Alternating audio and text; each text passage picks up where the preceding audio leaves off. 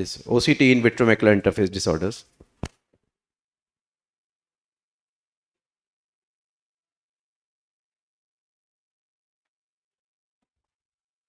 Yeah. So good morning, everyone. So it's very important to understand vitreomacular interface also, along with the retinal and choroidal thing integrity. So OCT is nowadays the most common non-invasive imaging modality for repeatability. It's a two-dimensional imaging, and with this we can visualize each and every part of the retina and choroid and vitreous phase also. So PVD, posterior vitreous detachment, is an inevitable aging process, and when it happens, it usually separates from the all around the retina, and especially in the process of detachment, it separates from the macula and lastly from the optic disc. So usually it's a normal process. You can see on the right side, it detaches normally. But then this is a OCT showing how clearly the posterior vitreous phase is seen separated from the macula. So in such cases, usually macular integrity and alignment will be maintained. In disorders come when there is an abnormal adhesion between vitreous and the retinal inner layers. So there are various types of vitreomacular interface disorders defined by International Vitreomacular Attraction Society: vitreomacular adhesion, vitreomacular attraction, epiretinal membrane, and full thickness macular hole.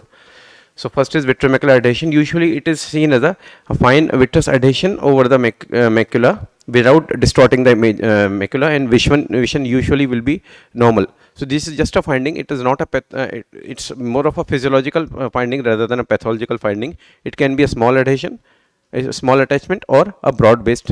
This is a focal adhesion or a large area of adhesion. Just an observation more than a pathology. Second is a vitreomacular traction. So this is basically a pathology in which you can see focal elevation in the fovea, and patient usually are symptomatic, comes with the metamorphopsia and difficulty in reading mainly. So this is a OCT showing focal vitreomacular traction with the cystoid changes in the inner layers. Usually vision is good, not normal, but good in such cases, but it can be very poor in significant traction and significant elevation of fovea, which you can see in both the OCT images. It can be focal, or this is a broad based adhesion. In usually broad based vitreomacular traction, usually the vision don't worsens very badly. This traction can be in addition to disc and macula also. So we call it papillomacular traction, in which because of distortion of disc and macula both, patient will have significant vision disability and needs surgical intervention later on.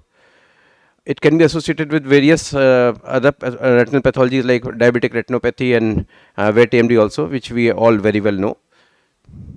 Epiretinal membrane is basically a remnant of posterior vitreous even after complete PVD and can cause ERM formation, which is seen as clinically as puckering. OCT shows a hyperreflective line over the retina with the puckering of inner layers.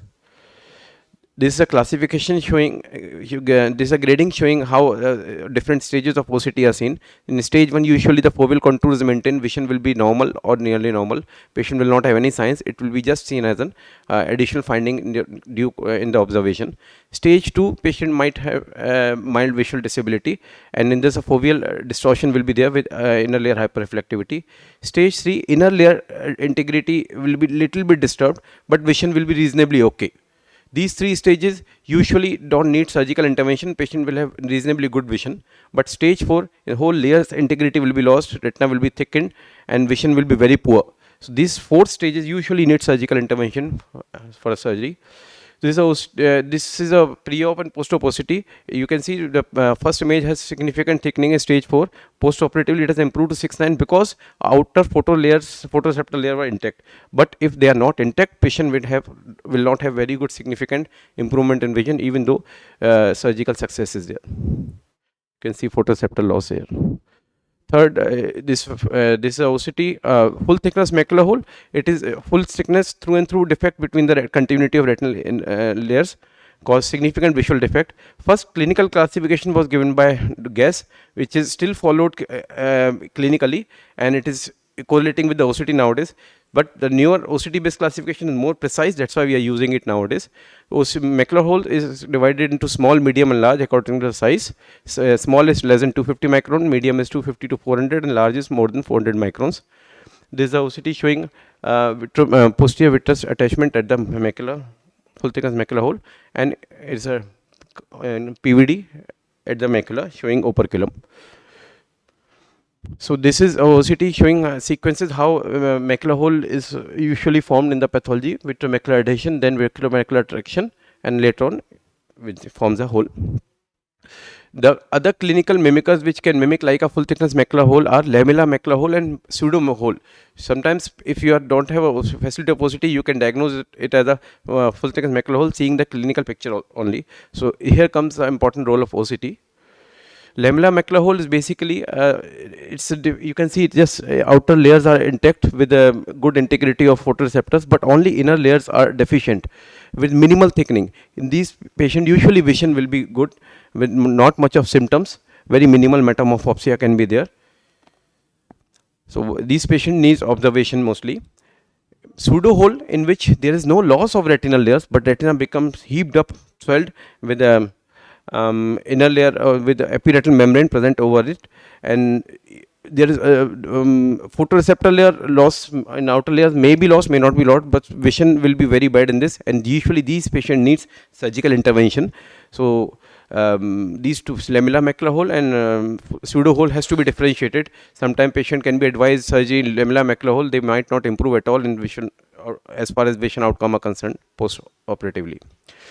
So this is a very good example showing, this is just with this OCT I want to show you that there are two pathologies which we are seeing in our OPD now sometimes, like premacular hemorrhage. Premacular hemorrhage can be subhyaloid or sub-ILM. This is subhyaloid hemorrhage in which vitreous will be very highly elevated with a blood cavity behind, with a hyperreflectivity of blood behind it. There will be a huge space, but the foveal contour will be maintained, and this patient can be treated with NDYAC, posterior hyaloidotomy. But sub-ILM hemorrhage will be a very small confined area of clinically looking hemorrhage over the fovea mostly. It will not be like a huge area as subhyaloid hemorrhage, and usually they don't need any intervention, they resolve automatically. Very rarely they might need surgical intervention, but mostly they resolve by observation only. This is just to show that on the right side, this is an image of macular telangiectasia in which it's showing ILM draping sign on the right side. On the left side, it is basically vitreomacular traction and ERM formation. So with this normal vitreomacular interface disorder, retina will be thickened, seen on left side, and mactal retina will be thinned out. So should not confuse ILM drape sign with the vitreomacular interface disorder as seen as mactal. We have to be very cautious observing, seeing the OCT of a mactal, which is in which retinal thinning will be seen. Rest all of the pathology, retinal thickening will be there. So take home message is OCT can elucidate anatomic changes at the vitreomacular interface. Appropriate diagnosis of these disorders can help in better management and understanding for our treatment. Photoreceptor loss can affect final visual outcomes. Thank you. Thank you, Dr. Anubhav, for that informative talk.